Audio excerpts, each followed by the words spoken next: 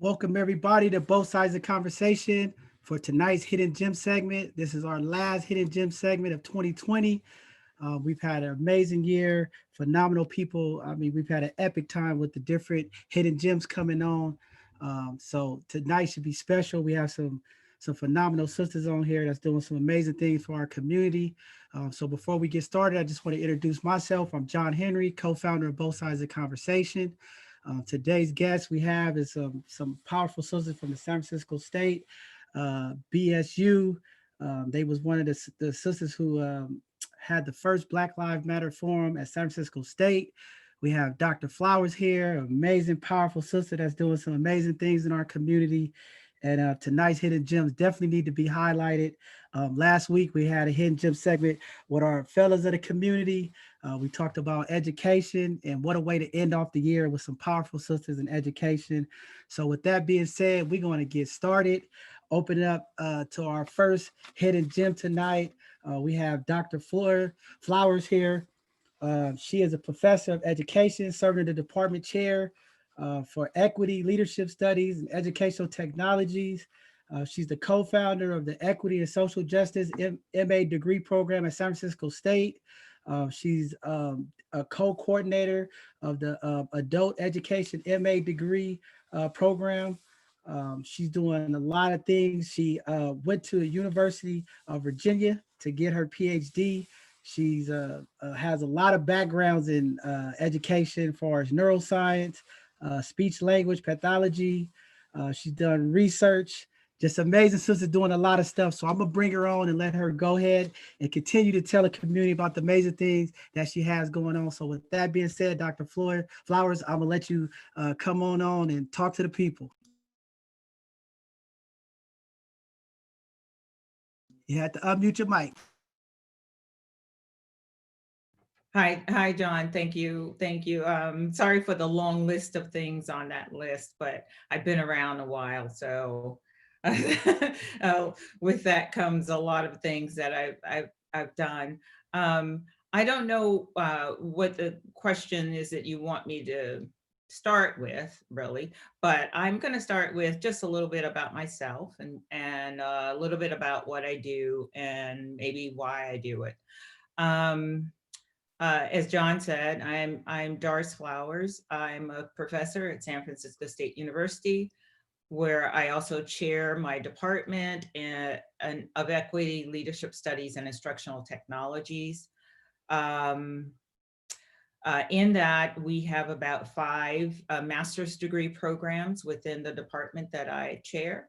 One of those is Equity and Social Justice, Adult Education, um, uh, Instructional Technologies, Educational Leadership, and then we have a special interest degree as well.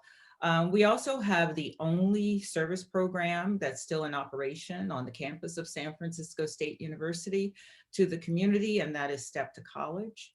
And we're very proud of that, as we see us as being a gateway for those students who want to participate and in higher education. And that's what we're encouraging them to do with Step to College.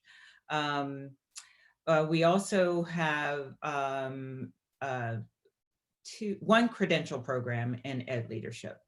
I co-founded actually the Equity and Social Justice program.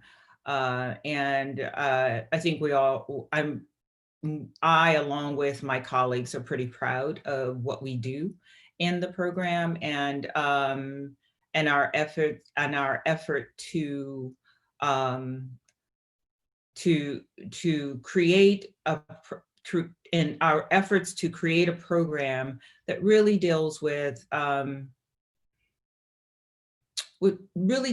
equity issues in education, and looking at historically what has happened in education that and what has happened and what has not happened in education, that has brought us to a place where education doesn't look as equitable for Black and Brown people as it does for others. So our program has a strong emphasis on that and looking at race issues. gender issues, class issues, and how all of that affects the education of Black kids. So that's one of our programs. So there are other programs also within our college, within our department as well. As I said before, I think one of my passions is equity and social justice.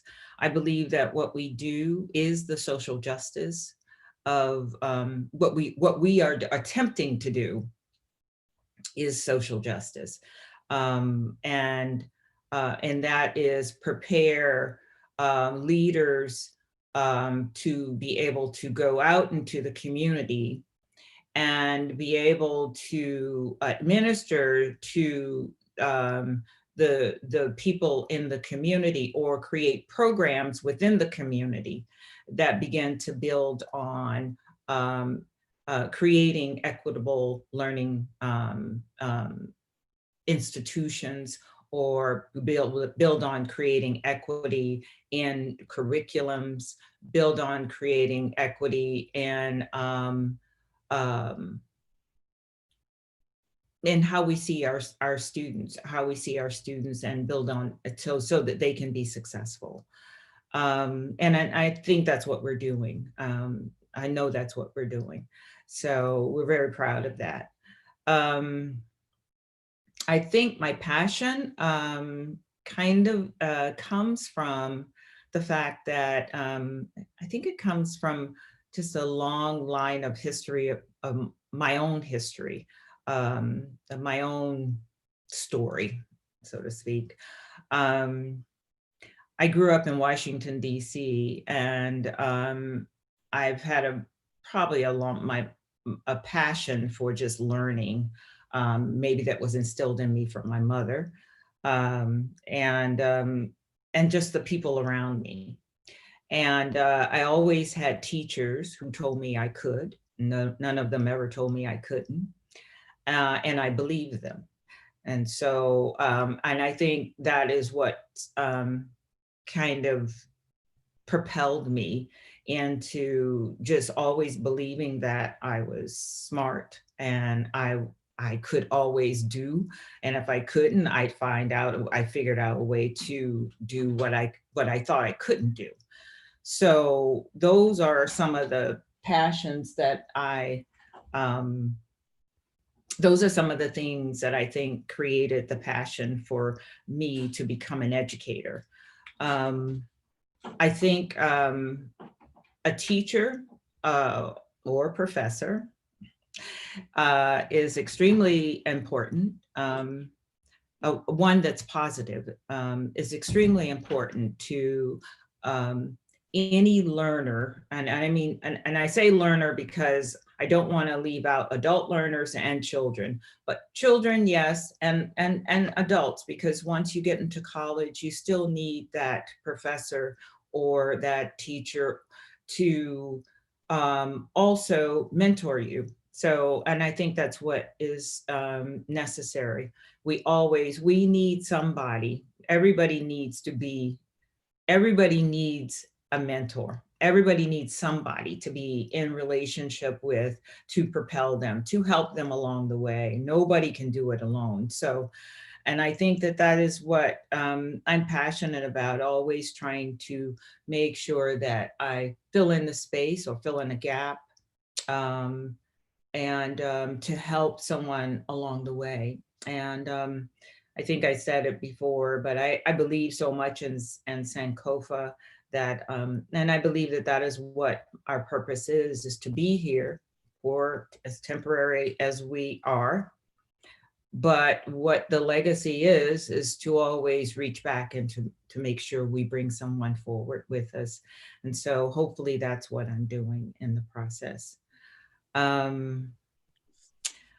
So what is my purpose? I'm kind of going from some questions here, but so I'm going to talk a little bit about what my purpose, in my passion is my purpose.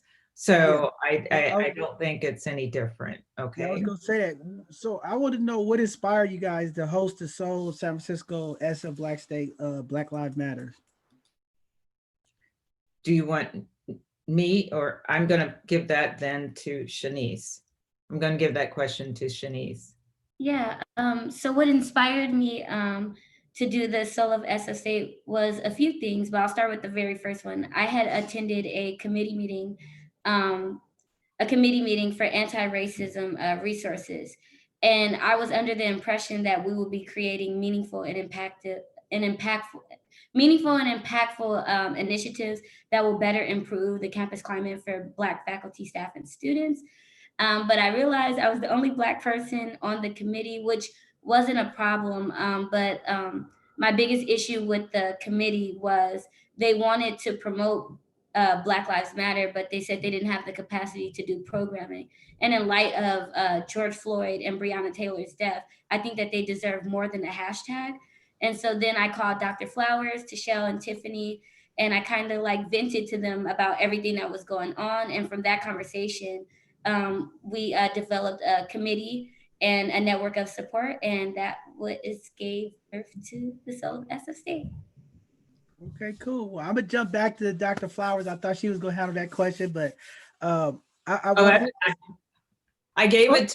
I to gave. gave it to the right person. I gave it to the person who brought it to us. Okay. So I think this would be a good question for you. As Black people, what is the most pressing situation facing our students at the SF State campus? Since I know you've been around there, you have wealth of experience and knowledge of that. From a professional standpoint, just would like to hear from you. So there's not just one thing that's pressing to me. It's not just one thing. So understand it's not just one thing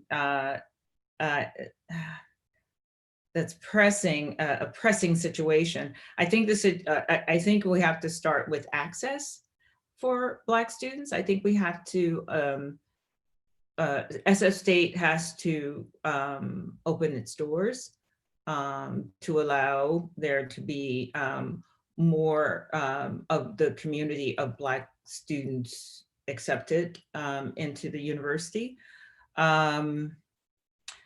I think that it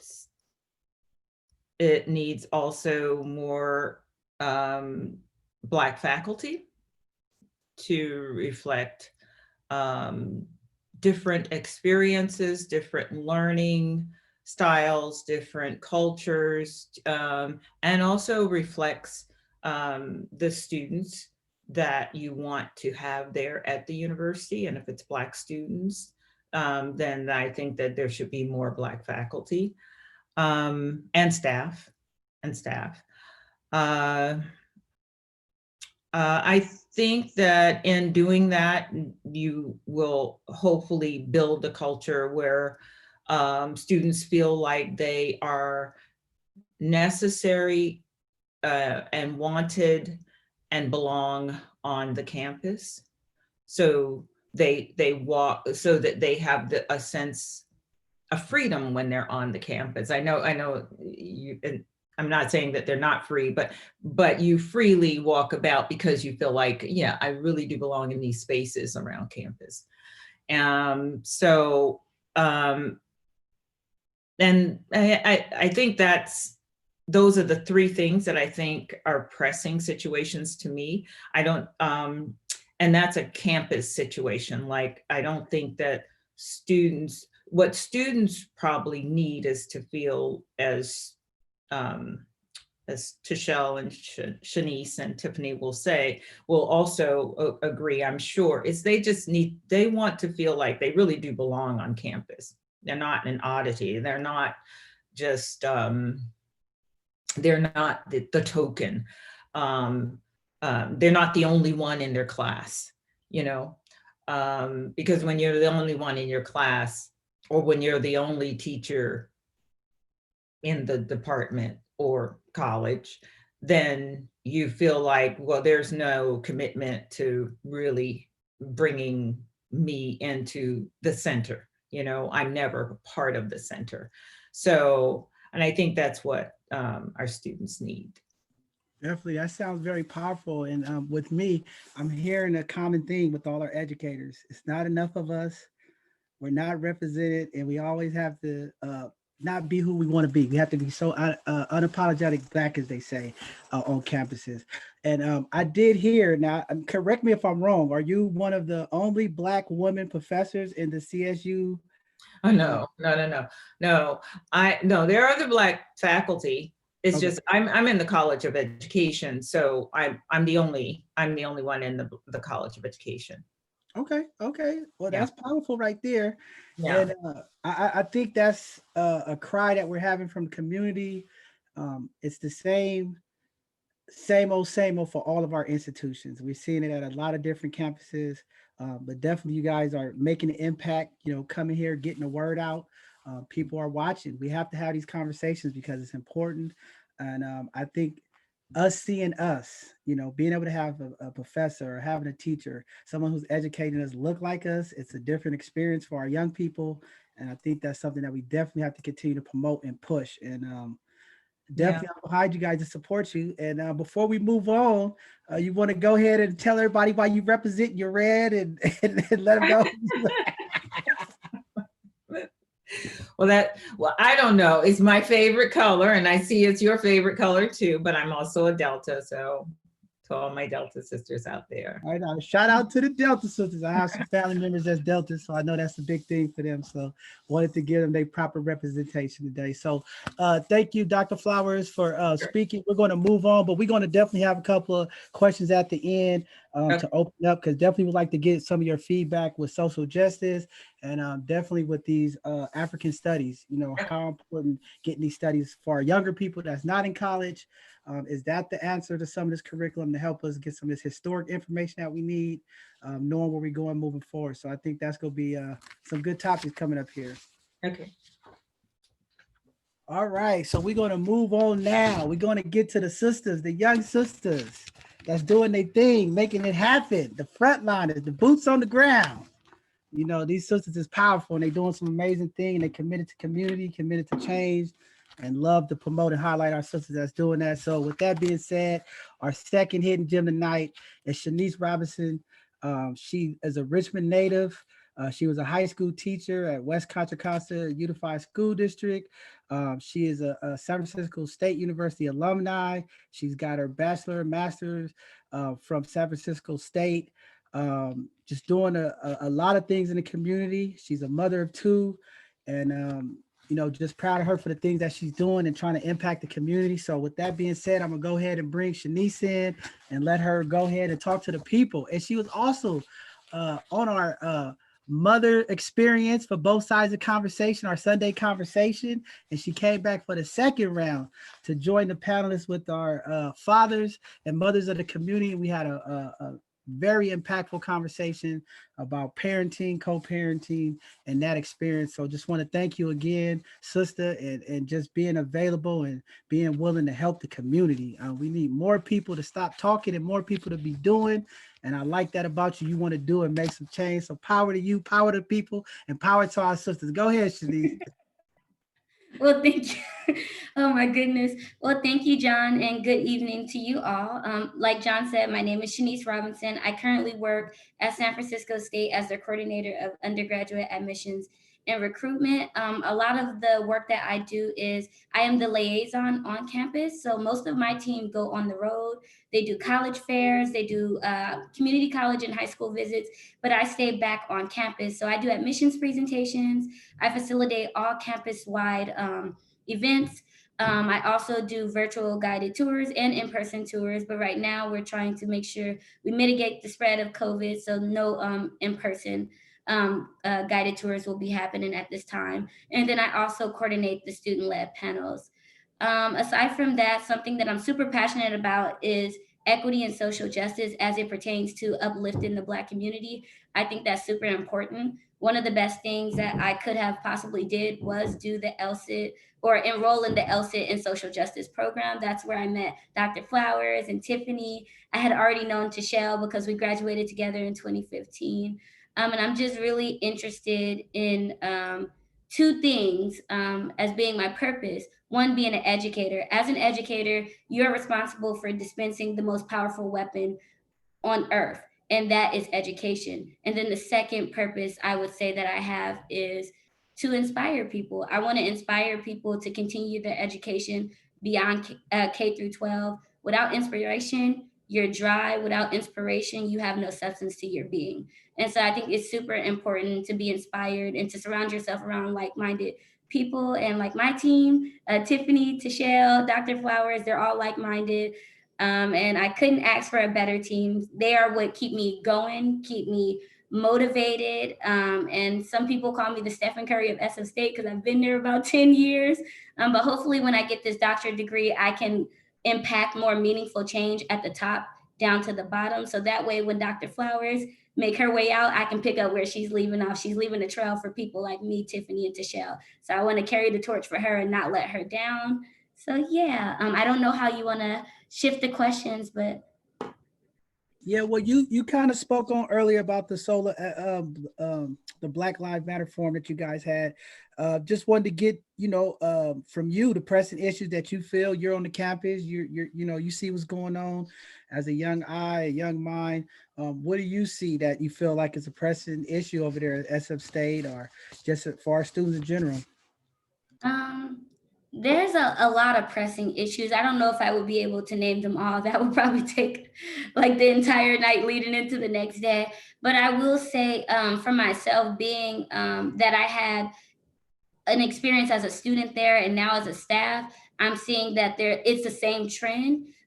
There's not enough representation. We shouldn't have to go to Africana studies to find people that look like us. And thank God that we have Dr. Flowers that is a positive representation of what a Black woman is in the field of education. But I think the biggest thing is we don't have a sense of belonging. We don't have a sense of community. Even with me being a staff member, sometimes I feel like I'm an imposter within my own department. And so I think that there's definitely room for improvement for us to become more of an inclusive campus, for Black students to feel comfortable, Black faculty to feel comfortable, for us not to have to walk on eggshells with what we say or how we look. I think that's super important. And I don't know. I'm looking forward to returning back to in person. I know that the university is working on a lot of initiatives, but again, it all goes back to being inclusive. We can't be out here parading around. We have the first and only College of Ethnic Studies in the nation, but then like we're not properly funding those departments, or we've had the longest or not, I won't say the longest, but we were first founded as a teaching institution. So it saddens me that we don't receive enough resources for departments like the LSIT program that Dr. Flowers is in charge of. Those should be prioritized, because we are a social justice oriented school. So we kind of got to walk that walk and not just give people lip service. I think that that will be great moving forward. But I know that they're working on great things, but they just need to have, again, make it more inclusive so Black faculty, staff, and students, and also alumni can share their experience so they can have meaningful initiatives that will actually benefit the Black community, and not go off something that they read, right? You got to talk to the people before you speak for the people. So without that firsthand information from the people, you're just like pulling like ideas out of your hats. And while they may be great ideas, it still does more harm than it does good when you don't actually talk to the people to see what we need as a community. So I think that's it. I feel like, the hiring practices need to change. There's only one Black person in education. There's a lot in Africana studies, but it's an Africana studies department. There's none, or well, there's one in anthropology, maybe 2 or 3 in science, and that's problematic for me. And so I think we really need to diversify our faculty, our staff, and we really need to maybe see if we can extend some CSU-wide training, because I'm not going to say it's just a SF State thing. This is every college system in the world. And so I think that we need to extend some cross-cultural competency training, so people can learn how to coexist with African Americans and not treat us like we don't belong. We definitely do belong. And yeah, we want to be treated as an equal. It doesn't matter if we're, staffing or faculty members in these white domains. Like, we have a brain too. Our minds matter too. We contribute to the education field and other sectors. and that needs to be acknowledged. We shouldn't walk around feeling like a criminal or feeling like an imposter. We should be safe to walk in our own skin. That was a lot, sorry. No, I think that was very well said. I think it needs to be heard, especially from you, and from the community. I want to know, like, so I hear the challenges about hiring the faculty, because we hear these things in the community. Is it actual the recruitment? Is it the pay? Or is it just the universities are not doing enough to reach out to Black community to bring Black staff in? Like, what is the disconnect? Because I hear this all the time at different universities. We can't get Black staff. And I'm tired of hearing that there's not enough people who qualify. So I know we have a lot of amazing talent in the Black community. So is it the money part? Or is it the relocating? I mean, I know gentrification, it has played a role in a lot of this, especially here in San Francisco. But what do you think it really is? Is it just the capability of getting the people that's qualified, or is it actually just comes down to the financial part? I definitely wouldn't say it's a financial part. We do offer competitive salaries. And it all depends on your experience, right? I think the biggest thing facing our ability to hire more Blacks is they don't give the Black people a chance. We've had some phenomenal people, that are overly qualified that has interviewed for these jobs and they receive no call back. So why is that? There's a lot of bias in the hiring practice. So maybe if they change their strategy of how they're going about hiring, change their approach, there's definitely people that's interested. And I'm going to pass it to Dr. Flowers because she has more experience with that information. So thanks, Sha'Nice. I think for faculty, well, Sha'Nice is right. They just don't open. They just haven't opened the doors to allow for other people Black people to apply for jobs. And when they do apply for jobs, they won't be accepted because they don't look like them. And that's the same thing that happens with the faculty positions.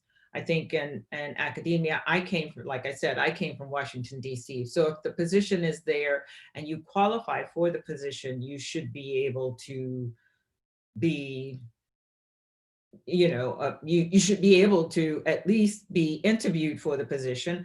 And if you are the person that has the best qualifications, then you should be accepted for the position and get the position. So that's normally what happens. But oftentimes applications don't go out, like notices don't go out to a Black community.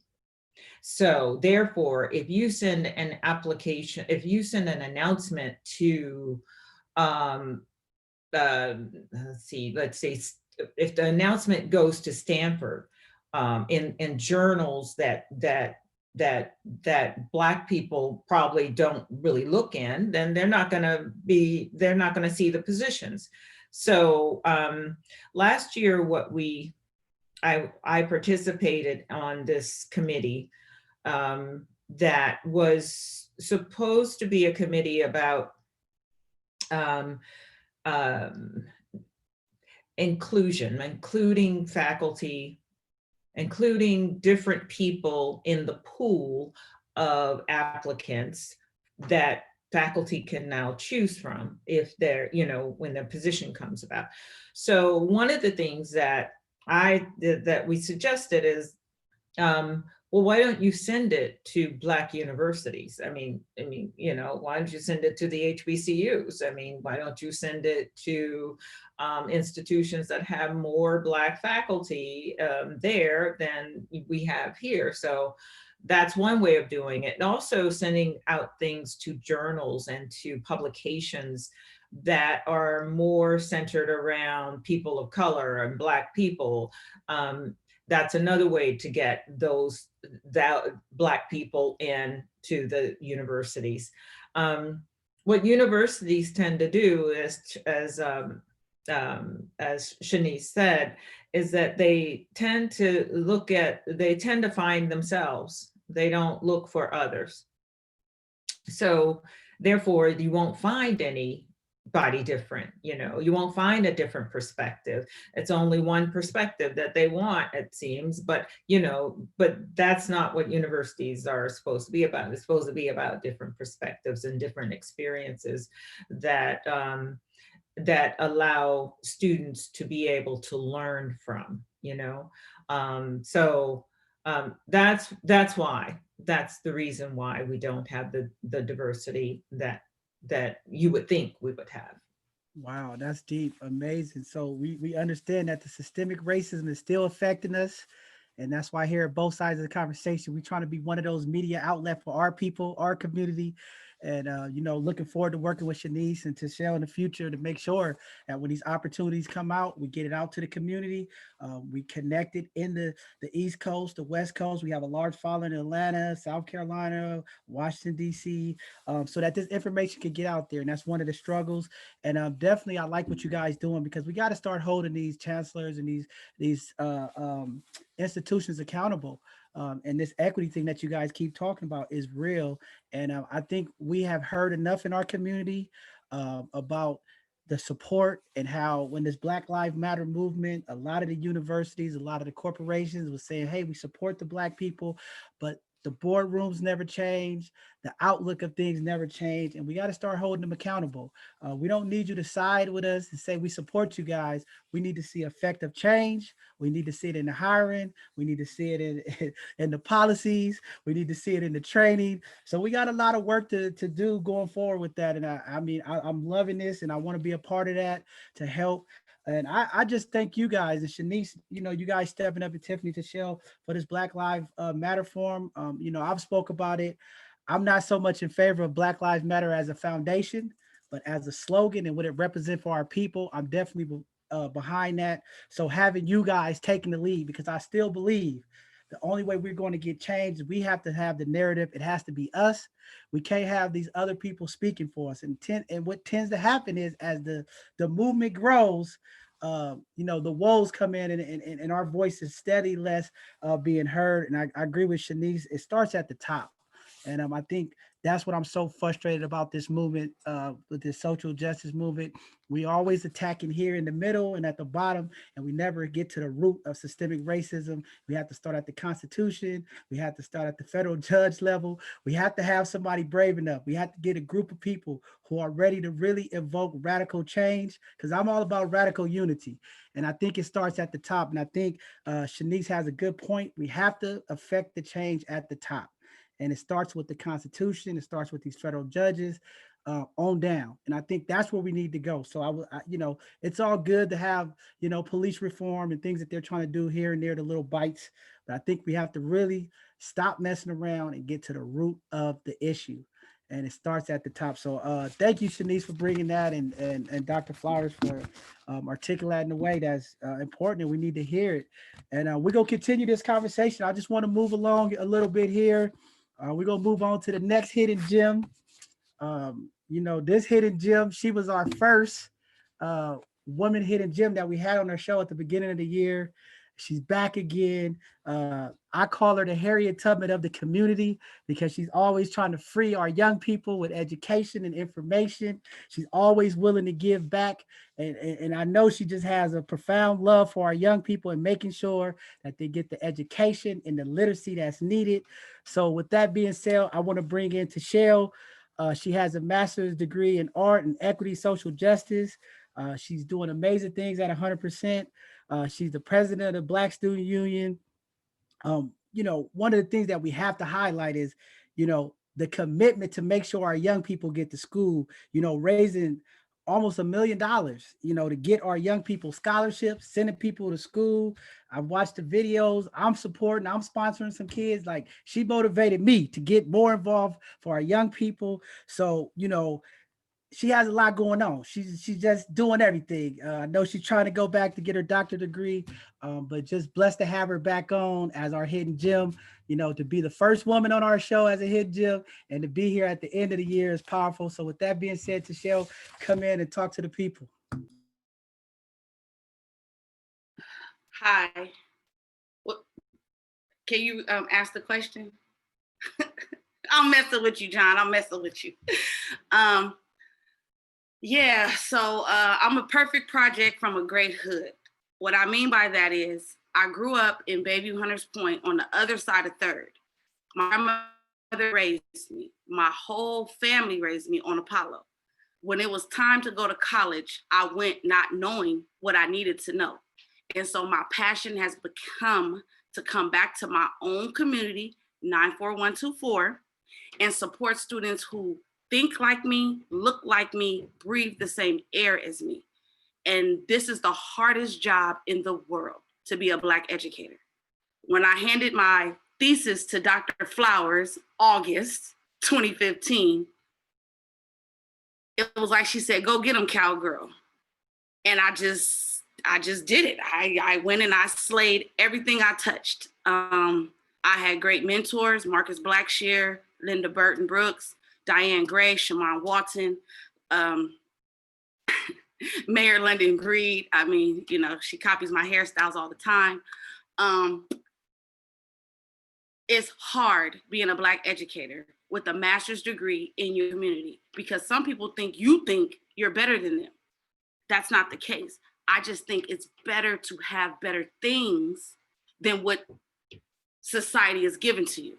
For example, my smartest student I ever had, Michael Gregory, was from Malia Cohen. And I told Michael, because I worked at Galileo High School, and I saw the Italian flags on the pole.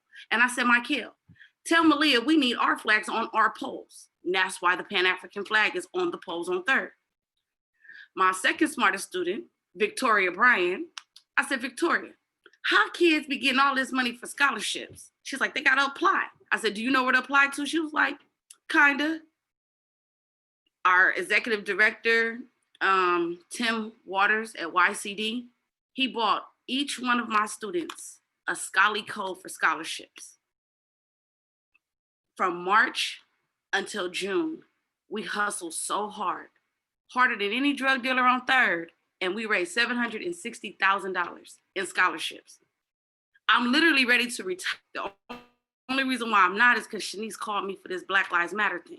If she didn't call me, I'll be laid back on Ghana beaches in Kumasi, living in my house with no kids, but all the village kids would be like, Queen Mother, Queen Mother. And that's what I'm passionate about. I want to go home. I want to go back to Africa. I got it tattooed on my wrist. I'm going home. When I go home, degrees can stay in America because once you cross the Atlantic Ocean, them degrees don't mean anything. It's your brain that they want.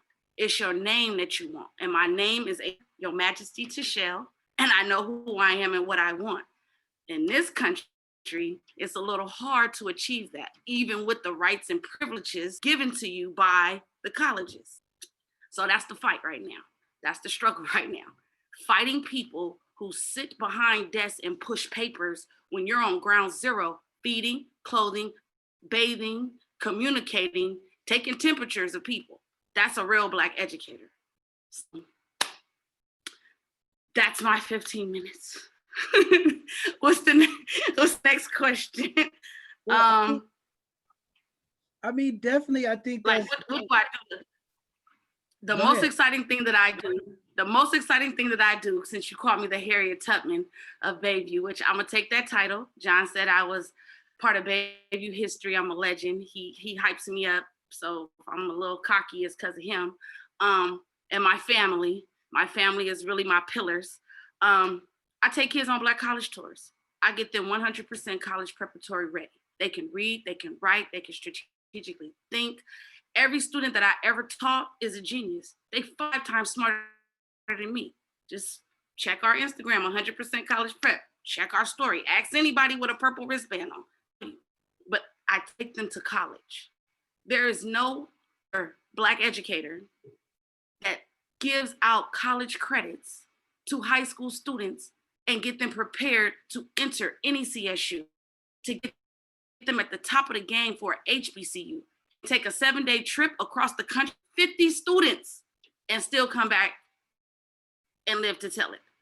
I'm responsible for all them Black kids on SF State campus. Sha'Nice is Steph Curry, and I'm LeBron James, period. And if they don't like it, then they shouldn't have gave me all them titles. VP of University Affairs, Secretary of Black Student Union, President of Educational Opportunity Program, Chairperson of Black Jabulani. I had a great time in state as a Black person because I knew my position. I was prepared from the Black Panthers. But when you get to state and you don't see professors that look like you, think like you like, let me sit back and write this 200-page thesis to let you know the gradual effects of crack cocaine on African-American children. Or pushing marginalized students to the edge of education. What's the aftermath? And so that's what I carry into my community. And I am debunking every stereotype. Oh, they can't read. They can't? Better go to Double Rock. They can read. We go to the park and read. So the kids that want to come to, the people who want to come to San Francisco State, I'm your Harriet. If you don't know who I am, I'm Googleable. Sha'Nice is your, Steph Curry. I throw her a three, she's gonna shoot. There's nothing she does not know about SF State campus. There's nothing that I don't know where the money, I know where all the scholarships is, where all the money, who all the professors is, who's cool, who's not cool, what to do, what not to do. And it's a burden that I bear because I would never send anyone to college who was not prepared. College is not for everyone, but training is for everyone. So if people hear this message and you think you don't need to go to college, that's cool. But if you're gonna do anything, you gotta be trained for your position. Bus drivers are trained. Custodians are trained. Everyone is trained. Kamala Harris is trained. Believe that. So that's what I'm promoting, is going to college, finding your soul, finding yourself. If you don't wanna go to college, then just come sit in a class. Dr. Flowers class, I never was late, huh, Dr. Flowers? I got straight A's, huh? Graduated summa cum laude. I was serious about my cords. They like, you don't need cords. You have a master hood. I don't want no hood. I don't want nothing around my neck. I need them cords. And when I got them cords, the hoods and the kente, nothing mattered. Only thing that mattered is I am a first generation college student. My mama is not mentally stable and my father is dead. The statistics was lined up to me and I ain't nobody baby mama. Shout out to all the baby mamas, especially Sha'Nice. I couldn't do it. I can't hardly babysit my little cousin and go to school. But it takes a real strong human being from a great community to do what I did. And if anybody from Hunters Point want to do this, holla at me. Not hard to find. Wow, powerful. Thank you, Tachelle, for that. As you guys see the passion that she brings, the community needs these type of women, strong leaders, passionate, because we know that the women, the queens of our community, is what make action happen. And I'm just blessed to be a part of these great ladies.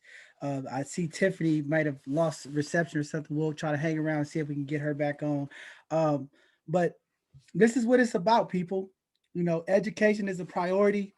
We have to make this a priority in our community. And I agree with Tachelle. It's so many labels. I'm around the community. I'm in these meetings. I'm talking to people from the school board. I'm talking to parents. And it just seems like they have no hope for our kids. They don't believe in our kids. And I just don't, and I have to agree with Tachelle. I don't believe that our kids are not smart enough because I see talent. I see genius. But I also understand that for some of these kids to come to school and deal with the economic and social issues that we have to face in our community, the violence, it's hard to come to school and focus and learn. And it's a concern. But when I hear teachers steady trying to say that the kids suffer from ADHD and all of these titles that they're putting on our kids and label them, trying to give them medication, I just think we need some more love. We need some more humanity. We need some more compassion. And I think what everybody spoke to on this panel tonight is we need more of us. We need more Black and brown teachers, some people who understand what's going on with our kids. So to the masses listening, we have the solution right here. They're telling you what we need. We need more people that look like us in these classrooms to help educate, love on our kids, and give them the tools and the training and the information that they need to be successful. We don't have to read a book. You just heard what Sha'Nice said. We don't have to read a book. We have to do all the research. We know what it takes. It's just a little bit of equity, a little bit of love, and a little bit of having a community that we could come to and feel comfortable. We could be ourselves, and we don't have to duck our heads. We could sit up and be the first person to speak in class. Because when you have people who look like you, they understand they're not going to pick on you in a way to put you down. They're going to pick on you in a way to lift you up. So I think that was powerfully said. Tachelle, I always have to commend you because I know the work and the passion that you put into this. And I see the changes. I walk down the streets. I'm in Hunters Point. I see the young people leaving out of your school. I hear them talking about you. I watch them, and you're helping develop our community, young ladies, and all you guys are doing amazing things. And I think we just have to keep doing this, keep working, keep showing love, and keep pushing forward. But we need. Yeah, Go ahead. I agree. I wanted to touch on something that I forgot. My lovely Sha'Nice reminded me. You interviewed the gentleman from Urban Ed, the men who came into our community from the East Coast, living in houses in our community and teaching our children. Where my house at? Where my house at?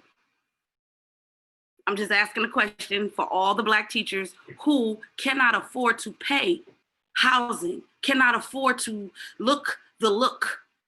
To be a Black educator, it's a look. Because we can't get up and put on wrinkled jeans and wrinkled shirts and come into class and wrap our little hairs up and stuff. No, it's $150 per week to maintain a Black educator. From haircuts to the boys, the barbershop, it's money. Now, mind you, like Sha'Nice said, the money is not a problem. I could come into San Francisco Unified again, because I did retire, and I can gross $95,000 a year. Being a single Black woman with no kids, they're gonna take half of my taxes. Them parking my car, I gotta pay for this and that and this.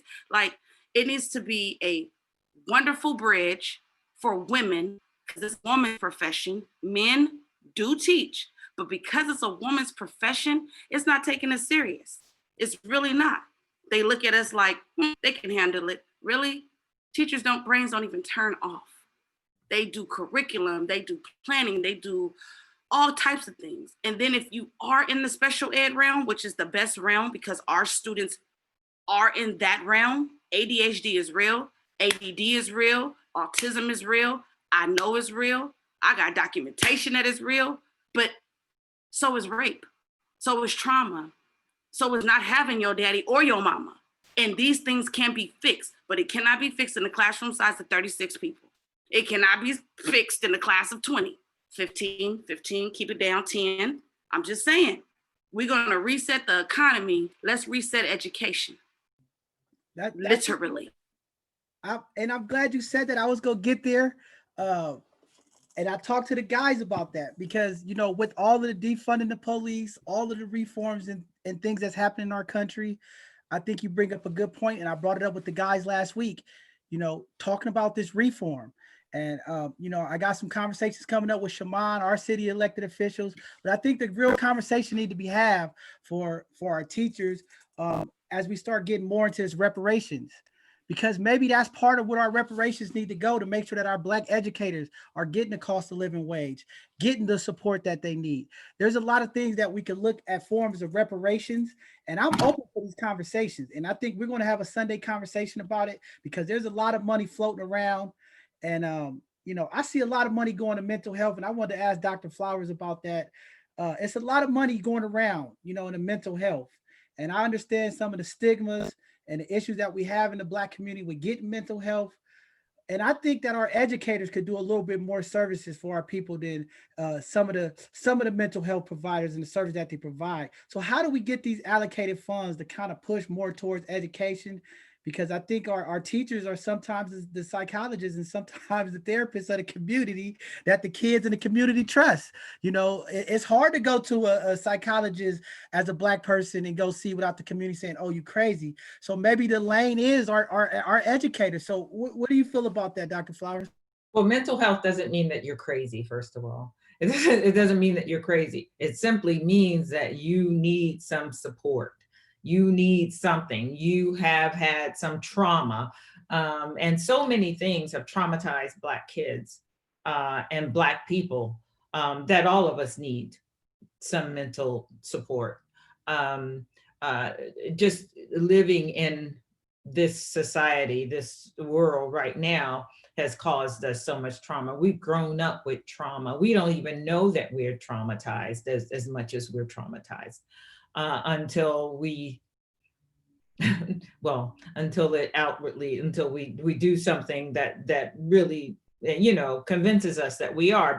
But we, you know, we're all traumatized, and if we're Black in America. And that's all it means. It means that we have we have to learn how to deal with some of the issues that have happened, that some of the things that have happened to us that affect us mentally, that we don't know, things that have stressed us out that we don't know stresses us out. Things that have hurt at us. home. Huh? Like getting unnecessary whoopings at home, getting yelled at home, screamed at home. I'm just giving pointers. So when you had that conversation, I definitely want to be on the panel, because I could tell a person how you're damaging your child, and then you send them to us thinking that we can fix it. I can't fix the trauma, but I'm gonna try. And because public schools do not allow therapists in the classroom or in the school, it's like putting a Band-Aid over a broken window. What's that gonna do? Yeah. So when I worked at Willie Brown, we built it from the ground up. Dr. Flowers, remember that? Got the degree, built the school, all the stuff. It was supposed to be in unison. I remember. It was built so perfect, but it crumbled because there were not enough qualified Black people who wanted to take a chance to come to the best, beautiful, sun blazing, beautiful brothers protecting us. So I was left all alone, battling grounds. People were in the avenues, different schools doing their thing. And we let a $80 million school get taken over from other community individuals. But we had mental health in there. We had therapists. We had a Black principal. I went through 4 principals in 2 years. That's like crazy. Black teachers, there were 4. Now there are 1. And that's the baddest math teacher ever. Graduated from HU, Miss Cody. But there were 4 of us.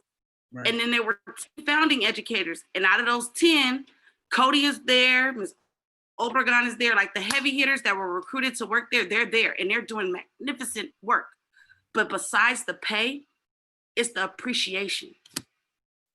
I retired from the Unified School District. Most people don't know why I retired. I don't know why Sha'Nice retired, because she likes to work with the kids. Me, I retired because I couldn't go to the bathroom when I wanted to go.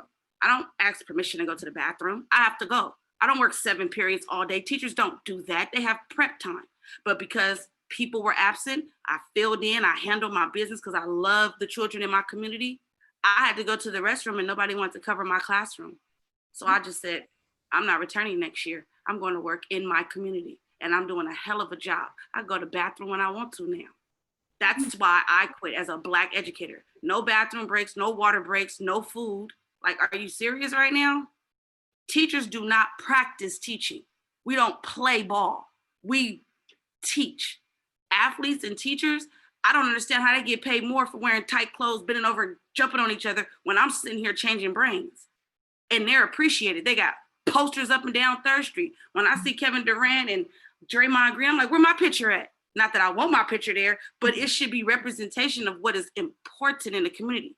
I want that billboard on top of Super Save. I've been telling Shaman that forever. It should be, read a book. Did you hug your son today? All the way up and down 3rd, it should be monumental things to promote education. SS State put their posters all the way in the Marina, Pier 39. Why? Why you don't come to the hood? The T-train take you straight to state. So them little things.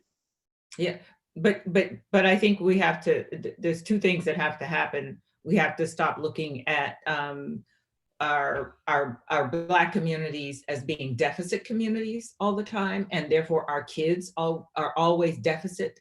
And we have to also begin to understand that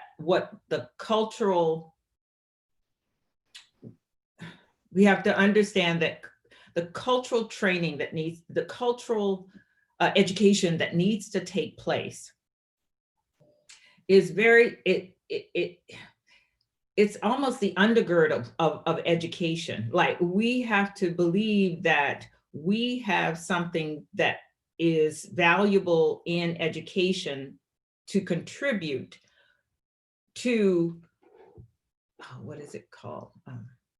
I'm forgetting the word, but we have to believe that the cultural education of Blackness is one that needs to have a foundation for our kids and for what we are founded on. Like it has to be the pillar for us. It has to, because if it's not, then they won't get it. They won't get that. So, so those are the two things that I think are missing. The cultural significance of Black people in education, and stop making our community and us stop looking at us as if we are less than and deficit in everything,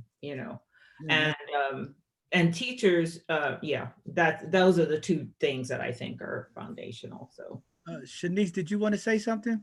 Yeah, because I am a former teacher. I don't know what things look like across the entire Bay Area in terms of like the resources within the school districts. But I know West Contra Costa Unified School District, they do have therapists because there's a lot of violence that occurs within the Richmond community or whatever community they're traveling for. So we do have on-campus therapists. We do have on-campus mentors from the YMCA program for the Black and brown community. But something that is important to highlight is teachers are not becoming teachers to teach anymore. They're becoming teachers because they want to get them student loans forgiven. And some of them come to these urban communities. First of all, if I can't reach you, I can't teach you. You cannot come and try to teach in front of a class of kids that you're scared of.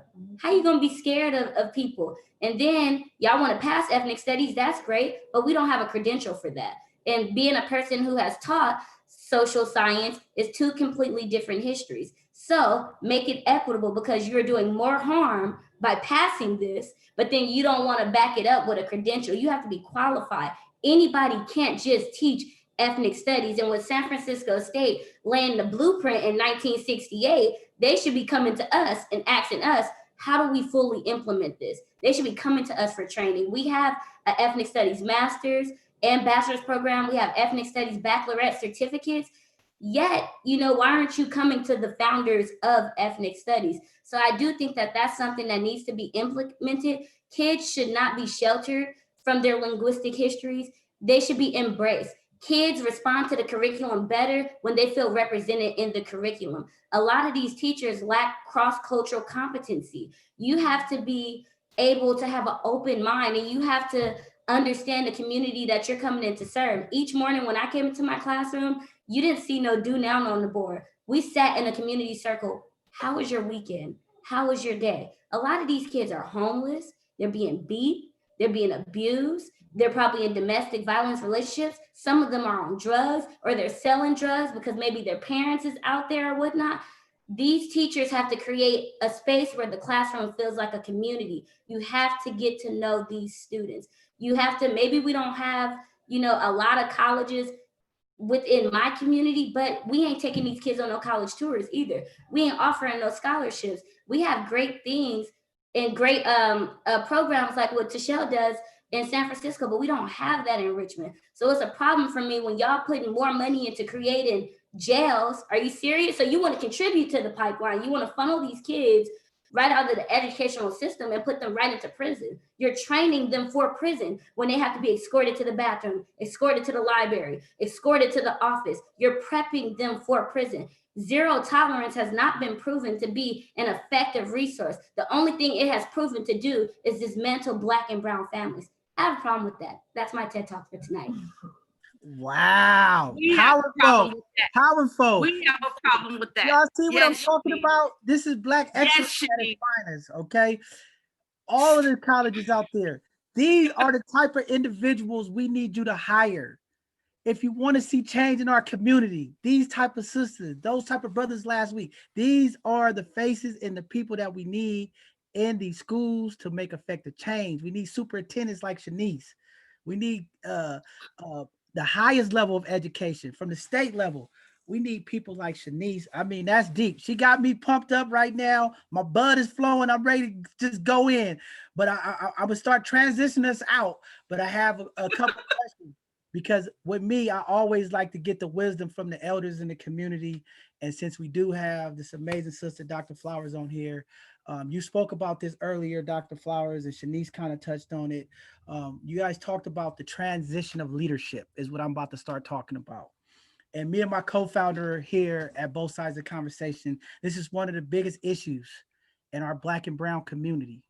When it comes to the elders, whether it's in education, whether it's in our spiritual forms, whether it's in our communities, whether it's in our nonprofits, okay? One of the biggest challenges that we're faced is the transition of power. How do we get our elders to release the power to the young people and get behind them and support them so that they can continue to push the movement and make things better? Because what's happening right now is there's a big divide in our community. There's a big divide with our elected officials. There's a big divide with our spiritual leaders. There's a big conflict with the young people and the old people. And just me, not playing bias, but what I'm seeing a lot of the times is our elders in the community are not willing to listen to our young people to understand. We're not giving them the validation that they need. We're not giving them the support. But we complain and say the young people are not involved. They don't want to be a part of it. But the frustration we get from the young people is, well, every time we show up, they never want to listen to us. They never want to take what we say and respect us. So the kids tend to just steer away. But, you know, I know you're on the educational side, and I just want to know what does that look like to you as we start transitioning power or transitioning this information to our young people, and how do we better position and pivot our young people and put them in a place to give them the right information, the right education, the right mentorship ahead of time? Because what we see too much is people retire, people move on, and there's big gap. And that just hurts our community more. You know, it's that much more information to get back up to speed. So how do we start working together with that transition to educate, empower, make sure that our next leaders are prepared, they can stand up to the challenge, they can stand up to the fight, and really get them information, you know, for the things that's going to be coming at them to be successful? Boy, that's a lot.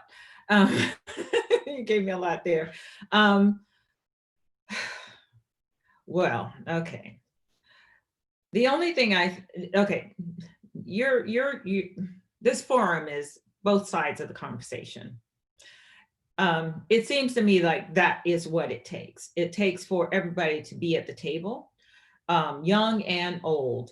It doesn't matter, young and old. Everybody needs to be at the table. Everybody, the community needs to be at the table. And that's where you have a conversation about what your plan is, what it is that you need to do, whatever it is. Information has to be passed along to somebody. If not, it's lost. And if it's lost, then it never existed. So you have to, we have to, as Black people, we have to continue to build our young people so that they begin to take the responsibility on, because we can't stay here forever. I can't stay here forever. You won't be able to stay. You're young now, but I'm just saying, there will be somebody that will come along and take your place. There will be somebody that Tachelle will mentor and come along and take her place eventually. But we have to. That is, it's almost a natural thing to do, you know. It's almost like you're my children and I'm bringing you along, you know, and this is what you know.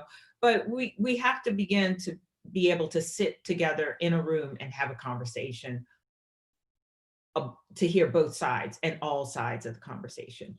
Then we have to listen to one another. You know, we really do have to listen to one another. Even though you might have some different points of view than I do, Tachelle has different points of view than I do, and Sha'Nice does too, and Tiffany does too. But we all sit together and we talk them out. We talk and we come to some kind of conclusion or resolution that we can all agree with, and that we all feel, and maybe we all don't agree with it, but it's the best thing to do, you know? So it requires us to come together. We really do have to come together as Black people and understand that no, everybody can't do it. Everybody can't talk at the same time, but you can certainly make space within the room that you're in, so that everybody has a voice at that time, so that everybody can participate in the conversation and be able to have their point of view, express their point of view, and you hear their point of view. And then, okay, so now what do we do with that? So I don't, I mean, I'm not sure if that's the answer for how do we get older people to listen to younger people, but you have an older person here, and I'm always willing to listen. I mean, I'm always willing to listen. If you come to my, well, if you come to my door, I'm listening. Okay. And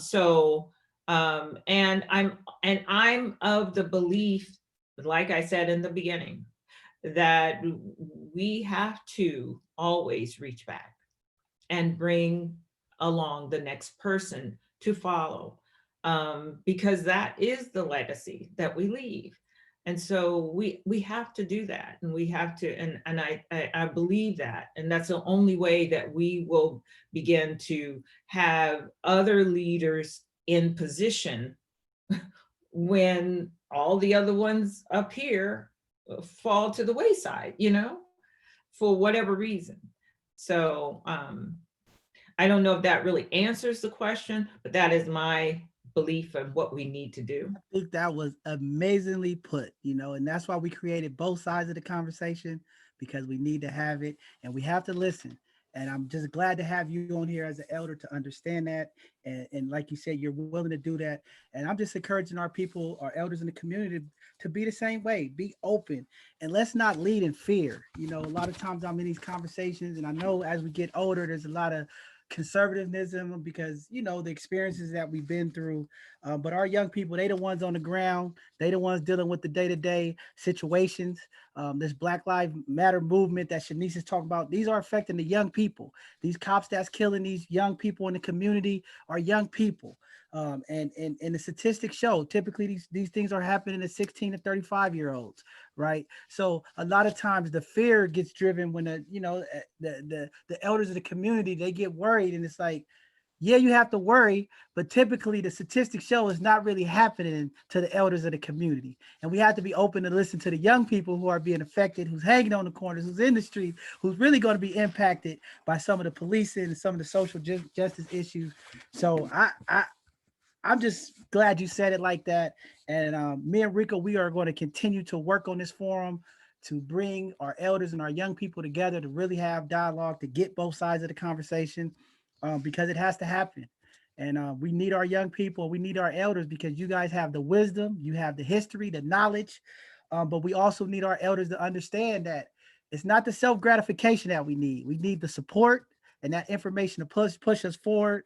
And sometimes we hear the griping, well, I had to do this and I had to go through this and we had it hard. And I always tell them, Dr. Martin King said we might have different paths to get to the top.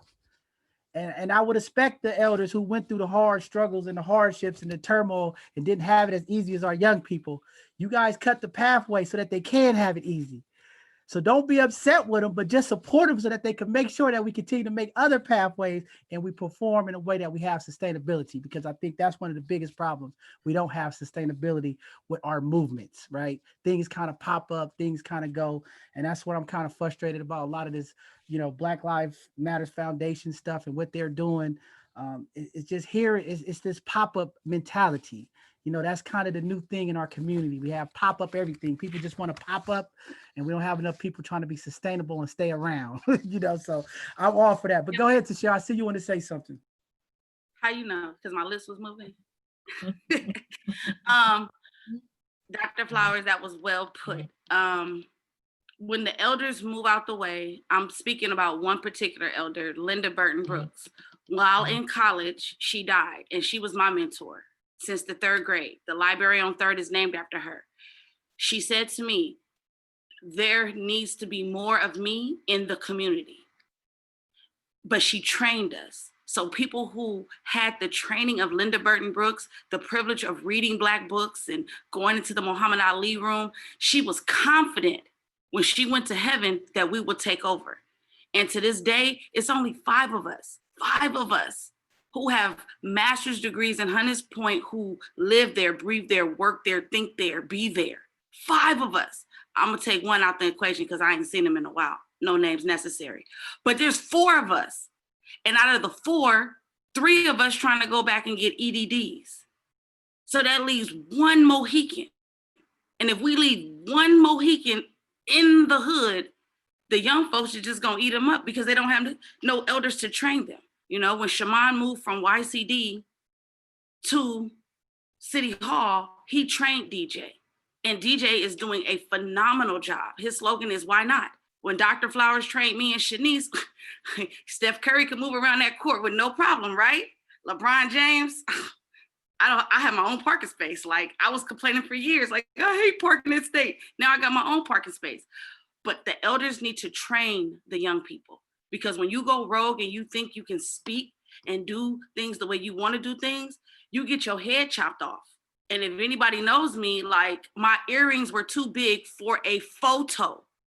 That broke me.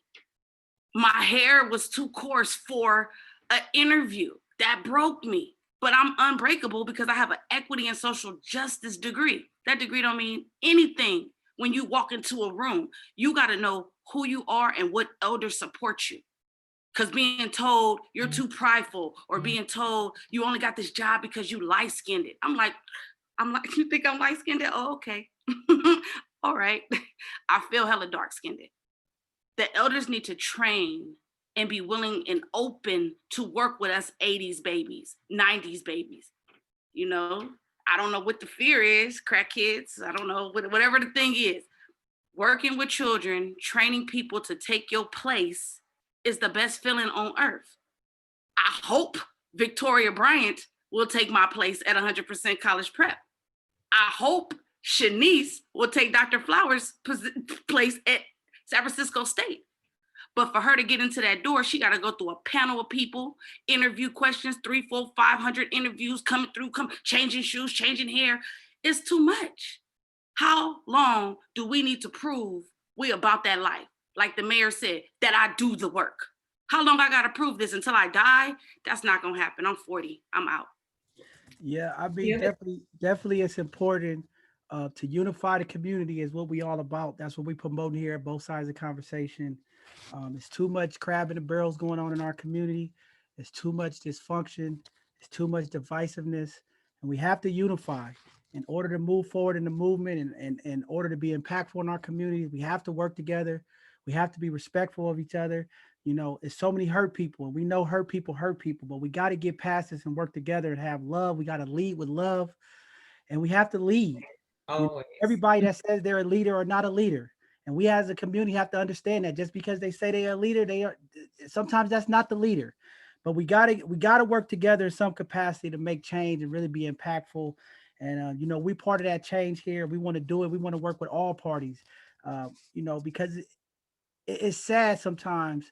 You know, when we go in the community, and this is why I'm saying it's so important. I know we got to get out of here, but it's too much information and knowledge that our elders have that's in their head, and they pass on or they leave on, and that information is lost. And I'm tired of going into community meetings, community organizations, and I'm trying to find out where's the resources, where's the starting point. If somebody came off the streets and didn't know nothing about the community, where's those resources? Everybody want to say, I know, and it's in their head, but we got to get it on paper. We got to make it transparent. We have to make it equitable. We have to make it livable. We have to have it tangible, right? We have the technology. We have the data. We have the information. We have the leaders of the community. We got to get this information and put it somewhere so that we can continue to impact the community and get people involved. And what Sha'Nice said was important. This has to happen in all of our communities. This can't be a San Francisco thing. It can't be an Oakland thing. It can't be an East Bay thing. This is a United States of America thing in our Black and brown communities that need to happen. And we need accountability, and we need people to stand up and dare to be different and take on the challenges, because it's a lot of stuff going on that's not right. It's a lot of things that's going on that is right, but who's going to have the courage to step up and call these people out, hold them accountable? When we see the things that's damaging our community, who is going to have the courage to step up? And that's where we need our young people, because we know that they're fearless and we know that they'll go in, feisty, but we want to have the information from our elders to give them the right information. And that's the other thing. We got to make sure that the information we're giving them is right. We give our community so much misinformation and miseducation. So just definitely, I'm just happy to have you guys, Dr. Flowers and Sha'Nice, and we lost Tiffany. We'll get her back on here because I think she's powerful. She in Oakland. I want to definitely connect her with some of our Oakland people because we want to keep this thing going and we want to unite people. This radical unity in our Black and brown community has to happen, because I'm tired of seeing what's going on. And it's scary sometimes, because it almost feels like we are the Black people, the Black leaders of the community, the Black organization of the community, have sometimes people are coming and we feel like they are sometimes the new the oppressors of our people. And we got to be mindful of that. We can't be putting each other down, hurting each other. We have to remember that we have a role and we have to be impactful. And just because you are the gatekeeper or you have the information or the knowledge or the power, we cannot be the oppressors to our community. We can't do it, people. But Dr. Flowers, before we get out of here, is there anything last you want to say? And I want to connect with you. I want to get you on some of our conversations because we got some social justice. I was just going to say thank you. I think what you're doing is very powerful in connecting the community and connecting community. So I appreciate what you're doing. And yes, I would love to continue to have a conversation with you about what we can do together and how we can work together. To continue to build that community. So, but I thank you for having this platform of looking at both sides of the conversation. I like that. Thank you. Thank you very much. And, we just always want to pay homage and respect to our elders and to our queens of the community. That's one thing that me and Rico stand by. We get so much in our community that Black men don't support the queens of the community. And we want them to know that we love them and we support them. And we're going to continue to highlight you all and make sure that your voices are not heard. And we're going to continue to keep having these difficult conversations in our community that needs to be talked about and had, especially on the behalf of our women. And upcoming in 2021, we're going to have some powerful conversations. Definitely want you ladies a part of it. Sha'Nice, any last things you want to say? I just want to echo what Dr. Flowers said. I think your platform is very important to the community. I would love to see it expanded and, to connect other city officials in the other parts of the Bay Area, like Contra Costa. And yeah, just thank you for having us. Thank you for highlighting us as gems. Thank you, Tachelle, for introducing me and Dr. Flowers to this platform. Yeah. We're really grateful. Thank you. Thank you. You are welcome, Gator. I just want to say in conclusion, Educational Thursdays will be featuring Sha'Nice and I and how to get into college, how to write constructive papers, or even personal statements. If the police arrest you, and you got to write a statement, you need to say, I wasn't there, I was here, this is how. Because when you can read and write, you can do anything. You don't have to be smart like Einstein, but reading and writing, that's a privilege. And all Black kids in Hunters Point have that privilege. They might not have Wi-Fi. We're working on that. But on this platform, John, hats off to you because you've been hidden in juvenile for years. But now you back into the real world and you get to work with people like me and Uncle Dane and be on the outside seeing what we have to do. Because when you work with them on the inside, you got their whole attention. That's the one thing I appreciate about this pandemic. I have their attention. I can see them, they can see me one-on-one, and we just gonna do a trifecta. Sha'Nice is gonna teach you how to get into a college. John is gonna mentor my young men, tying ties, looking decent. You look halfway decent tonight. And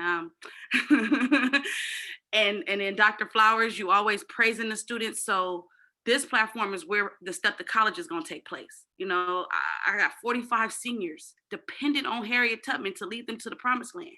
I don't know how I'm going to do it, but I have a great team at 100% college prep.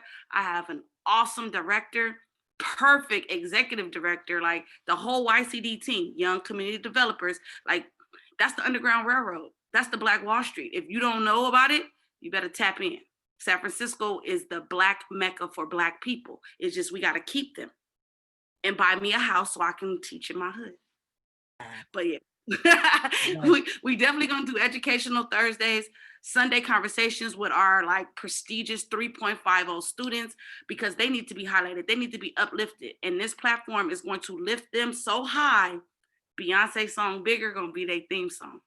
Yeah, y'all heard that's definitely perfectly put. And I just want Sha'Nice to know, and I know she's definitely working out some things to help out. And I just want to just say thank both of you guys, because this is very important. And I want everyone out there to know, because we get the emails, we get the messages. This is not a San Francisco only thing. We are trying to connect our people throughout the Bay Area and beyond. The blessing of the technology in these virtual spaces is that there's no geographic holdups. We can reach people all over. We want to reach our people, the Black and brown people. We want to educate. We want to empower and impact the community in ways that's never been done, because they say it can't happen. We're going to teach you guys it can happen. Healing can happen through communication. I know it works. It's a process. But the more we communicate, the more we have the difficult conversations, the more we are vulnerable, the faster change will happen, faster the healing will happen.